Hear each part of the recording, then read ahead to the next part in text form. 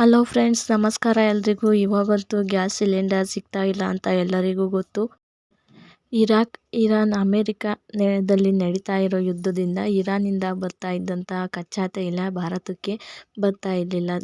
ಯುದ್ಧ ಇರೋದ್ರಿಂದ ಇದು ಸ್ವಲ್ಪ ಸಮಸ್ಯೆ ಆಗಿತ್ತು. ಆದ್ದರಿಂದ ಗ್ಯಾಸ್ ಸಿಲಿಂಡರ್ ಸಮಸ್ಯೆ ಸ್ಟಾರ್ಟ್ ಆಗಿತ್ತು. ಇವಾಗ ಅದಕ್ಕೆ ಒಂದು ರಿಲೀಫ್ ಸಿಕ್ಕಿದೆ. ಯಾಕಂದರೆ ಇರಾನ್ನಿಂದ ಭಾರತಕ್ಕೆ ಒಂದು ಶಿಪ್ ನಲ್ಲಿ ಕಚ್ಚಾ ತೈಲ ಬಂದಿದೆ. ಇದು ಎಲ್ಲರಿಗೂ ಗುಡ್ ನ್ಯೂಸ್ ಆಗಿದೆ. ಇದರಿಂದ ಸ್ವಲ್ಪ ರಿಲೀಫ್ ಕೂಡ ತಗೋಬೋದು ನಾವು.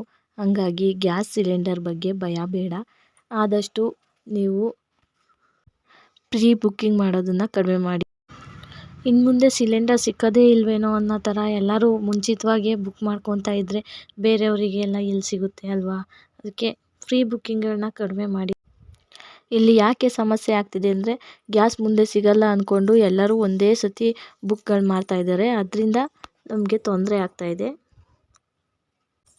ಯಾರು ಹೆಚ್ಚಾಗಿ ಟೆನ್ಷನ್ ತೊಗೊಳಕ್ಕೆ ಹೋಗ್ಬೇಡಿ. ಈ ಪ್ರಾಬ್ಲಮ್ ಆದಷ್ಟು ಬೇಗ ಸಾಲ್ವ್ ಆಗುತ್ತೆ.